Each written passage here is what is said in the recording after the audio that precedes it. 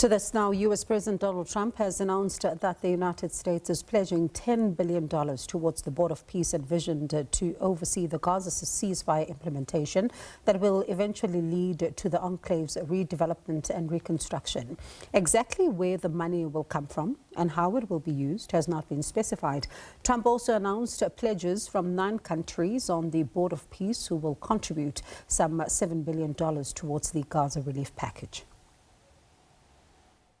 We're providing a model for how responsible sovereign nations can cooperate to take responsibility for confronting problems in their own regions. The Board of Peace is showing how a better future can be built, starting right here in this room. And I want to let you know that the United States is going to make a contribution of $10 billion to the Board of Peace. It's a very small number. It sounds like a lot, but it's a very small number. So we're committed to $10 billion. Together we can achieve the dream of bringing lasting harmony to a region tortured by centuries of war, suffering, and carnage. I'm pleased to announce that Kazakhstan, Azerbaijan, UAE, Morocco, Bahrain, Qatar, Saudi Arabia, Uzbekistan, and Kuwait have all contributed more than $7 billion toward the relief package. That's great. Thank you, fellas. Thank you. For more on this, we'll speak to U.S. Correspondent Sherwin Bryce-Pease, who has been monitoring events at the Board of Peace meeting for us. Sherwin, good evening to you, and thank you so much for your time. So what are some of the key takeaways from this inaugural meeting of the Board of Peace? Bongo, we're finally beginning to get some meat on the bones here in terms of what the Board of Peace really is trying to infuse the second phase, or the ceasefire process that has been underway in Gaza since October last year, right? But there was a ministerial meeting at the United Nations Security Council just yesterday where senior UN official Rosemary DiCarlo, the Undersecretary General for Peace Building and Political Affairs, talked about how Gaza was still not seeing peace, that there were still Israeli military operations, that Palestinian armed groups were still attacking Israeli. She talked about concern about how the West Bank was deteriorating at such a rapid pace. And then you hear from the chairman of the Board of Peace, the US President Donald Trump, who talks about how we now have peace in Gaza. He did mention that the war is over in Gaza, but there are still a few flames. But essentially, the broad takeaway from the Board of Peace is that things are moving in the right direction. We are now hearing about some $17 billion in pledges, including $10 billion from the United States. We don't know where that money is going to come from. This is the first time we're hearing the figure of $10 billion from the U.S. president. But as these processes unfold, one will perhaps get more granular detail as to exactly where the money is going to come from. Is it going to be funded by Congress? Because appropriations in terms of numbers like this tend to have to be approved by the legislature here in the United States. We also heard a little bit from Gianni Infantino, right? The FIFA president was also at the Board of Peace meeting. He talked about how FIFA was going to be helping with rebuilding soccer fields and arenas in Gaza. He said that they want to build these facilities. We don't just have to rebuild houses or schools or hospitals in Gaza. We also have to rebuild people. We also have to rebuild emotion, hope, and trust. We also began to get some indication of where some of the troops will come from for the International Stabilization Force. And I'll talk a little bit more about that in a moment.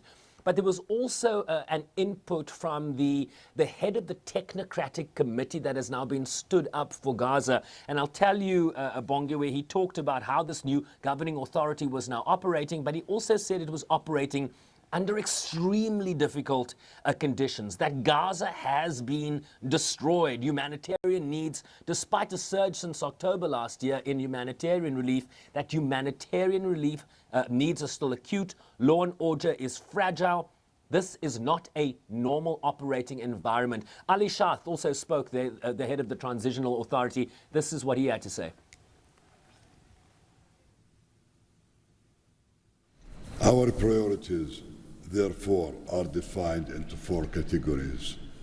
First, restore security via professional civilian police under one authority, one law, and one weapon, including training and developing 5,000 Gazan police to be deployed in 60 days. Secondly, revive economic activities and livelihoods, creating decent jobs, especially for our young population. Thirdly, ensure sustainable emergency relief as described earlier. Fourthly, restore basic services including electricity, water, health and education, and last but not least is access and movement. Our mandate is simple, President, step by step to build the foundation for lasting peace, dignity and prosperity for the people of Gaza. And Bongiwe, of course, you've seen the pictures, the visuals of the destruction that has been wrought throughout the Gaza enclave. The number that the UN tells us that will be needed in terms of reconstruction is at least $70 billion. We now have 17 billion pledged. We still have to figure out where the money is going to come from exactly, though. And of course, Sherwin, you also heard some important numbers, right, in relation to an international stabilization force which is envisaged to play a key role in the security apparatus in Gaza, but also the disarming of Hamas. What are you hearing in that regard? Yeah, and therein lies another complication, right, in terms of Hamas's acquiescence to this 20-point peace plan, which talks about a second phase that is ensuing right now, and whether Hamas is, in fact, going to demilitarize, is it going to hand over its weapons? How quickly will this international stabilization force be stood up? We are hearing numbers that this is a force that will be some 20,000 troops strong on the ground, in addition to 12,000 police force members that will be trained by countries like Jordan and Egypt.